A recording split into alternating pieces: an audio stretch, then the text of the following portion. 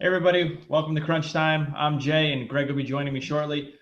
First thing I want to say is we're switching up the format a little bit tonight. We're going to talk about some different stuff, a little less recap, a little more opinion-based about how we're feeling about what's going on out there in sports. So first thing I want to talk about, big loss last night for the Mets. And as you can see, I'm already with the first place Kansas City Royals. Greg, what did you think of the game last night? I don't want to talk about the game. I want to talk about the fraud that's sitting in front of me right now. What are you talking about? What are you doing with a KC hat on? You know what? I found it in my closet. It fit me okay. I figured, randomly that I would put it on today, and it just happened to fit and it looked nice. Yeah, you weren't alive back in 1985.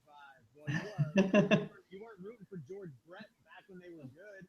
As long as I've known you, the Kansas City Royals have not been good. So why do you have that hat on? That's the real question of tonight's show. Isn't it shocking to you that the two teams that are in the World Series have a history of just being terrible, terrible teams? I mean, for years the Kansas City Royals just that was an easy win for the Yankees. I mean, we would go in there and just that's an easy 3 wins every time we had a series against them. And now they're in the World Series 2 years in a row. It's crazy.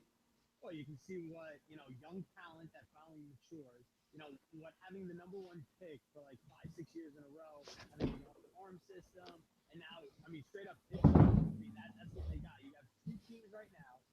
One has starting pitching, the other one has midweek, pitching. So it's the job of the Mets to be able to bang up on the starters, and it's the job of the Royals to get into that bullpen of the Mets before you hit Familia and see what you can do. Now, you say young talent. I'm not exactly sure. I'm a Yankee fan, so I don't really know what that is. Are those guys that like have played for like 10 years instead of like 15 years and then they come to the Yankees? Is that how it works? What exactly is young talent? Yeah, let's explain what young talent is. It's when you have talent, around the age of 25, and they have another 10 years to be able to play. Oh, It's not okay. it's not guys that 10 years ago were young. Oh, We're signing them to 3, 4, 5 year deals when they're 34, 35, and 36. That's yeah. what young talent is. Are those aren't working out for us? Carlos Beltran, that those aren't A-Rod at 40 years old. I mean, those guys are still hitting, I guess. I don't know. Yeah, But we paid for that 2009 World Series, and I know. now we're feeling the Yeah, they're feeling the effects of it. that's what we're doing. I know. I agree.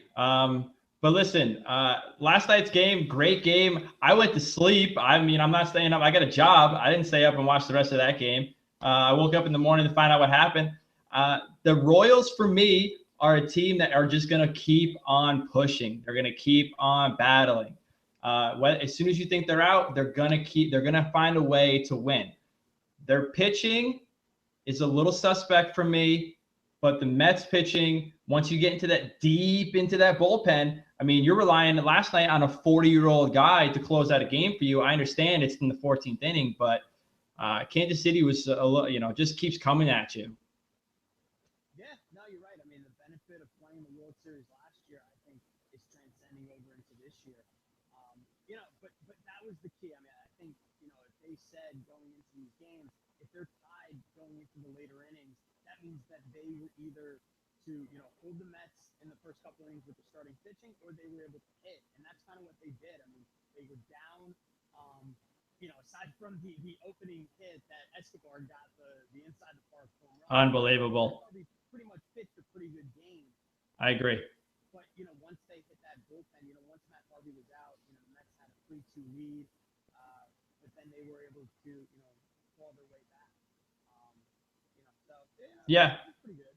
Now, It was a good game. There was a lot of strange things that happened in that. yeah, it was a weird game. I mean, an inside the park home run, hasn't happened in like 70s, 80 years or something like that. Just a weird thing to happen right off the bat. And you can't count that against Harvey. Harvey's pitching well. I mean, there's nothing you can do about something like that. The reminiscent Bill Buckner play, David Wright making an error in the 14th inning that gets that whole rally going and the sacrifice fly. But and besides all that, I mean, I got the Mets in 6. How are you feeling about that prediction? I mean, you become more and more of a fraud as you sit here and talk. You have the Mets in 6, but you're wearing a KC hat. You know what? It just, today, maybe tomorrow I'll wear a Mets hat. I don't know. Next year, you're going to be rooting for the Baltimore Orioles. Like, Yeah, I don't know. Jay that I thought I knew doesn't exist anymore. Oh, you know who this guy is. Yeah. You know what? I'm gonna take. I'm gonna take the Mets, and I'm gonna say in 5 because I think they. Oh, wow, really? Okay.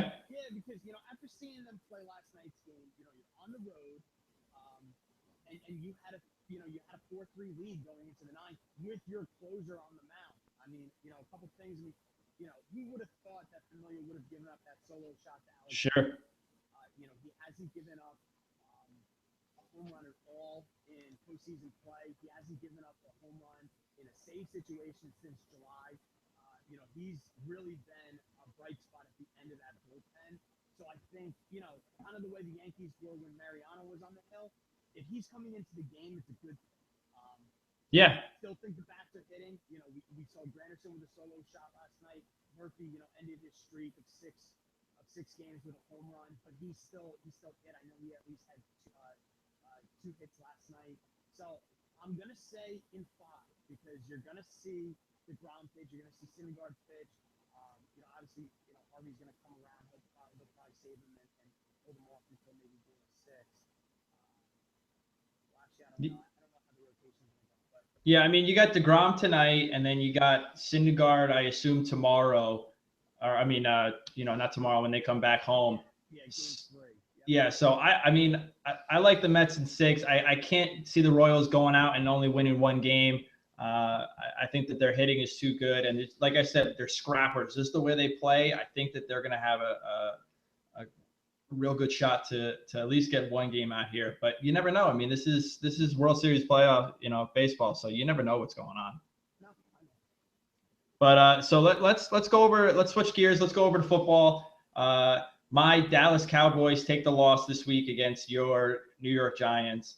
And I have to say, as a Cowboy fan, you won't see me wearing a Giants hat. I'll tell you that right now.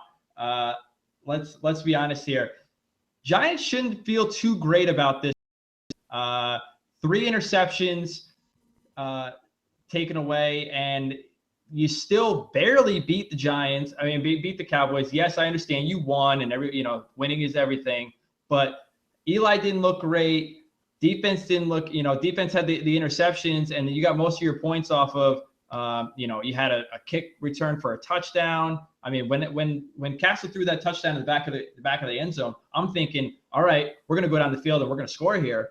We're going to get a stop on defense, and then we're going to go back and score. And then all of a sudden that thing totally changed the landscape of the game. You know what? I'm going to say it like a proud Giants fan. A great man once said, "You are what your record says you are." I agree. Parcells right there. The Giants are 4-3. They're number 1 in the division right now. They're 2-2 in the division. They split with the Cowboys. That's all we can ask for. On the other hand, God, 2 weeks in a row, they look horrible. They just look bad. Yeah, they do. I mean, they were able. They didn't get anything done. Eli only had 13 completions in the game, threw for under 200 yards. If it really wasn't for the defense getting those 3 interceptions, and then how about Dwayne Harris coming back to bite you in the butt, huh? I know. Unbelievable. And here he goes. He returns the touchdown. It really, it's not. You can't feel too confident as a Giants fan right now because there's nothing you can really hang your hat on.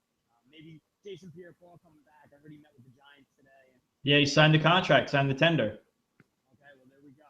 But even still, that means we got a crippled man on the defensive line, but he's not going to be able to score that many points. Yeah, I mean, you got to rush the passer. That's what they're going to bring him in for. That's going to be good. But I don't know. I mean, I thought that this, like I said from the beginning of the show, this is the Giants' division to lose. And I think when Tony Romo comes back, and if the Cowboys, I mean, the Giants and the Eagles don't really pull away, I think it's the Cowboys' division. I think the Cowboys have the best opportunity. They have right now. They're playing the best on defense, and if you can get a quarterback to not throw away the ball, which Tony Romo won't do, in, 3 or 4 times a game. Yeah, he might have 1 or 2, but he's not going to kill you. And he's going to, once you get Des Bryant back, you're going to be able to run the ball with McFadden and Michael, and then you're going to be able to throw the ball to Des Bryant and Terrence Williams and Jason Witten. And I think that they have the best shot at this division right now, as long as the Giants or the Eagles don't start pulling away and start winning some games. Yeah, well, I'm glad you brought that point up. I mean, you had Brandon Weeden, he goes 0-3. You got Matt Castle, he goes 0-1. What do? Are you sticking with Matt Castle? Or you're looking to, shake things back up and go with Brandon Weeden? I'm sticking with Castle, and the reason I'm sticking with Castle is he at least throws the ball down the field. He at least gives us a shot to go out there and win games. Now, I understand he may not have the best accuracy on some of those throws. He might throw the ball away, but he's also, he threw those 2 balls in the fourth quarter, one to Terrence Williams and then the other one in the back of the end zone to, I think, Sweet it was, and Street, and he catches that ball. That was a ball that, Tom Brady would have threw in the back of the corner.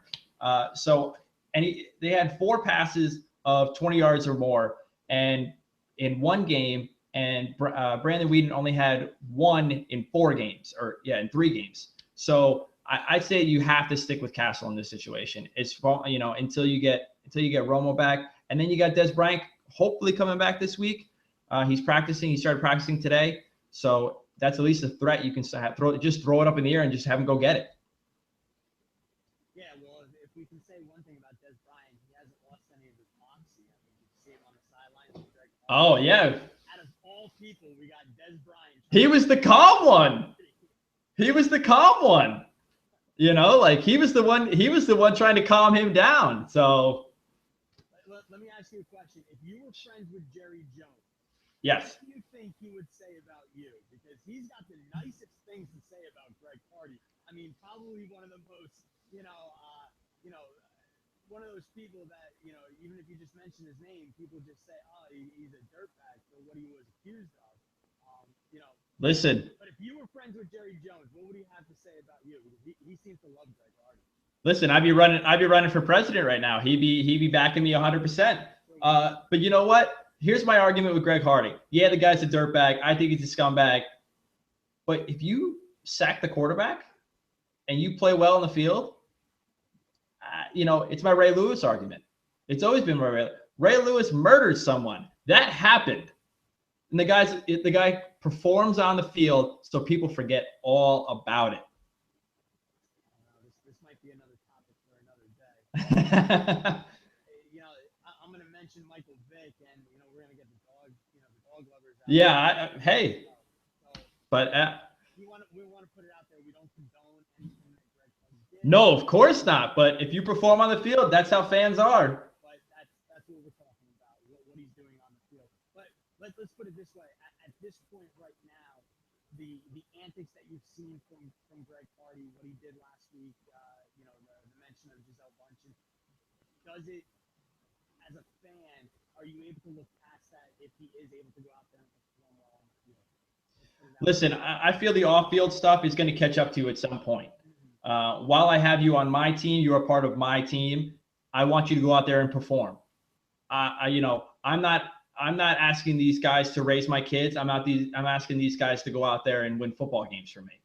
Not for me, but as a fan of the Dallas Cowboys, to go out there and win games for me. I don't condone any. I've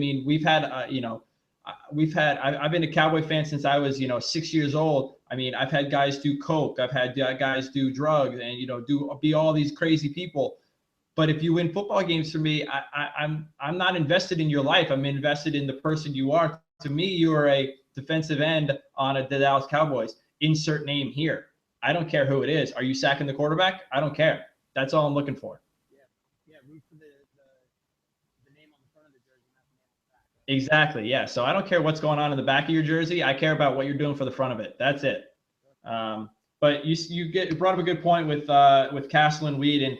There's a few other quarterbacks around the league. Let's see, who do we got that I think more of a start 'em sit 'em situation. Kirk Cousins, big win last week, but you got to admit the guy. You got RG3. You're paying him like $17 million a year. Does he ride the season out on the bench and then you trade him, or do you go in there and give him a shot? Because I think for me, RG3 is, you got to see what he's got. The guy won Rookie of the Year, and Kirk Cousins is not. I'm not sold on Kirk Cousins. They should have. I mean, I don't know. I think you should. I think you rock with RG3. I think if we had this conversation a week or two ago, I probably would have agreed with you. The win last week, and even the way that he's played so far, and I think the way that the division is, because the Redskins are sitting in second place at 3-4, and with the Cowboys the way they are, and the Eagles not playing that well, an 8-8 season for the Washington Redskins, I think anybody would take that right now in Washington. You have RG3 on your roster. If you cut him, you have the you're going to take the hit. You also have the if he does go ahead and get hurt, if he penalize you. Sure. Right now, I think what Jay Gruden wants to do there in Washington is more in line with what Kirk Cousins can bring to the field. I don't know if RG3 is really what he wants to do. You see it a little bit more in Carolina with the ability to run the veer option with Cam Newton. Even Seattle's really getting away with a lot of what they were doing with Russell Wilson, and Colin Kaepernick, has not been successful in the last 2 years up in San Francisco. So I think that idea of that running type of quarterback is starting to phase out, and we're starting to see again pocket passer, somebody who's able to drop back, read the defense, and be able to deliver a good ball. And they do have weapons right now. Jordan Reed coming back off of injury. They're doing a lot better with him. Pierre Garçon's kind of reinvented his career again.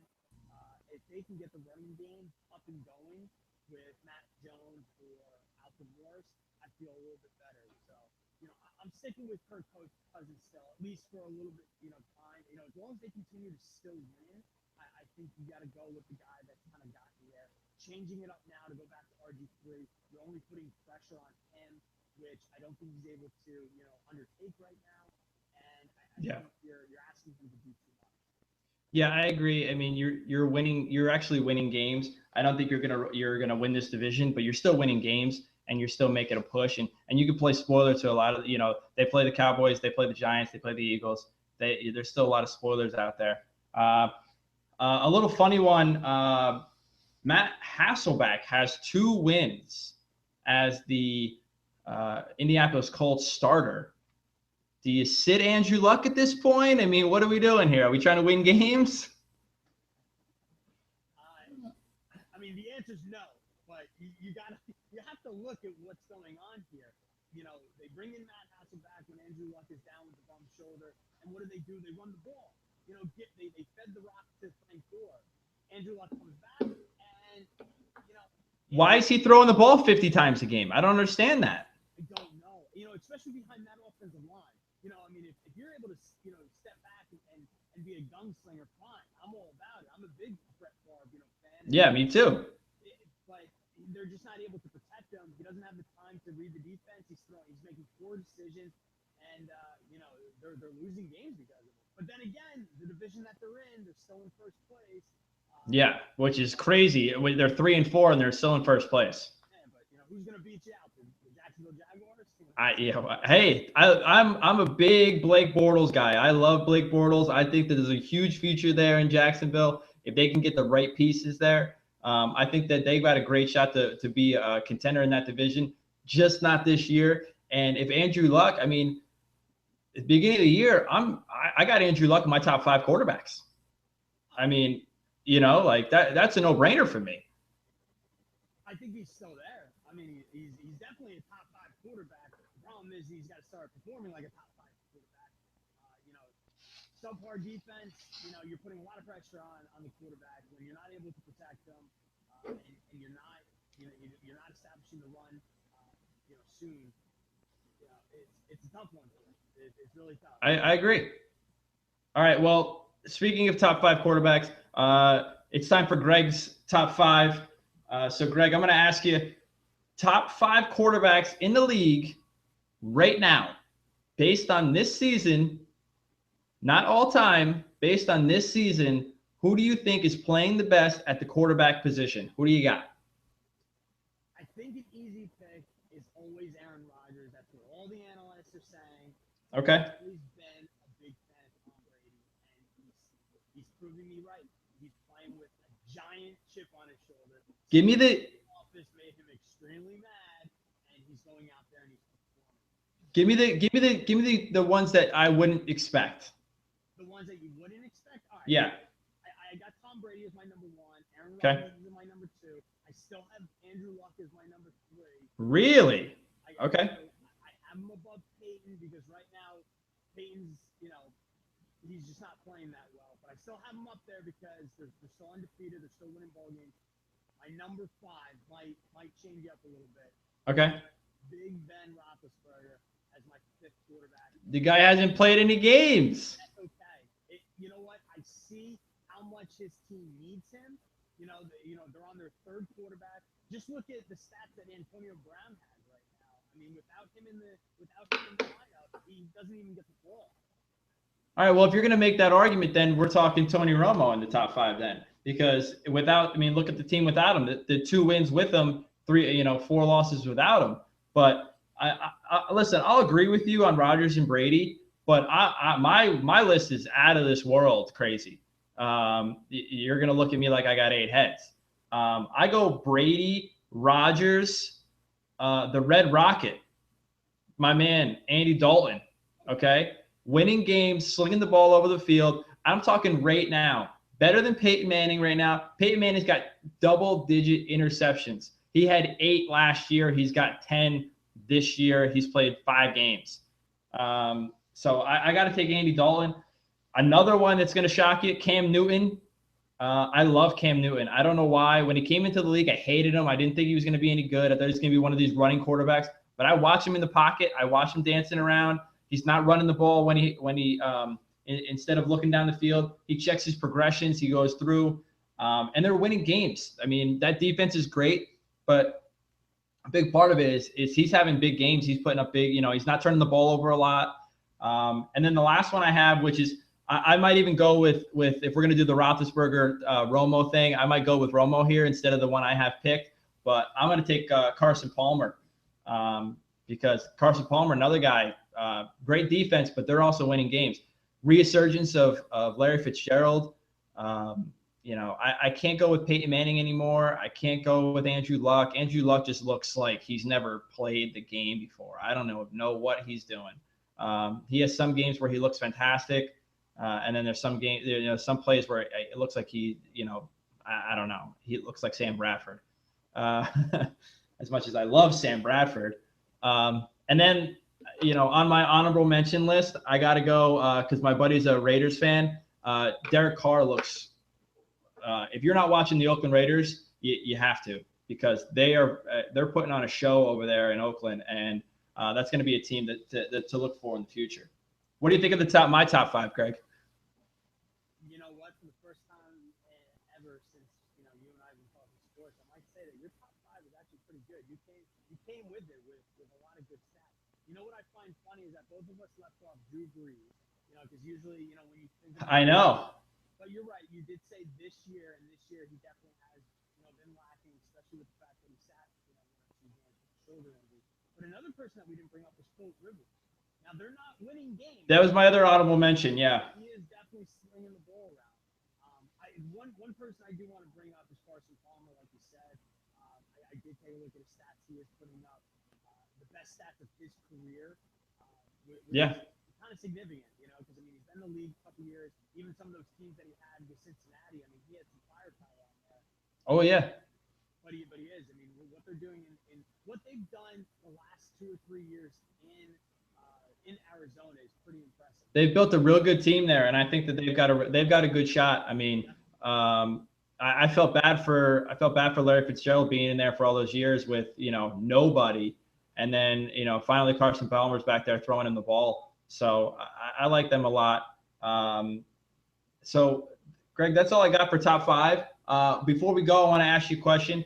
Since the World Series is on tonight, give me your favorite World Series moment. I'm gonna say that it's actually, yeah. Give me your favorite World Series moment. What do you got?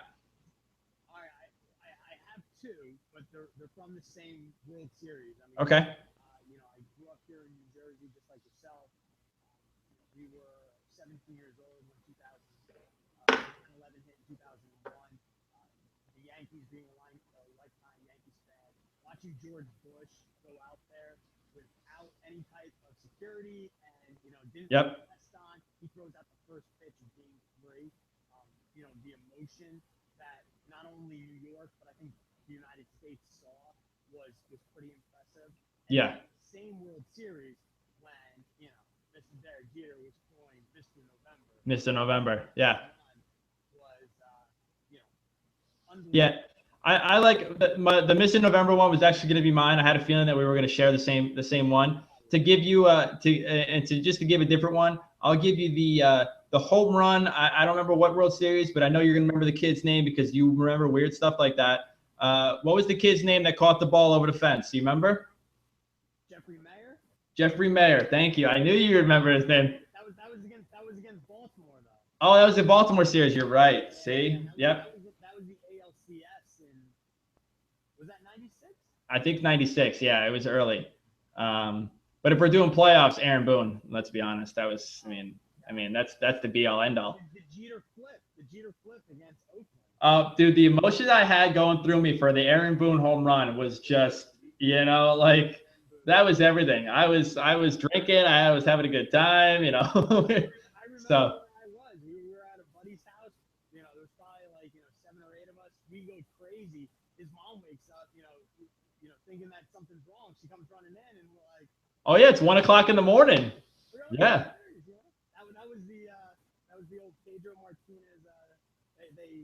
The Yankees. When they left in Pedro too long. Yeah. So, all right, Greg. As always, it's been a good time. Everybody watching, thanks for watching again, and we'll see you next time on Crunch Time.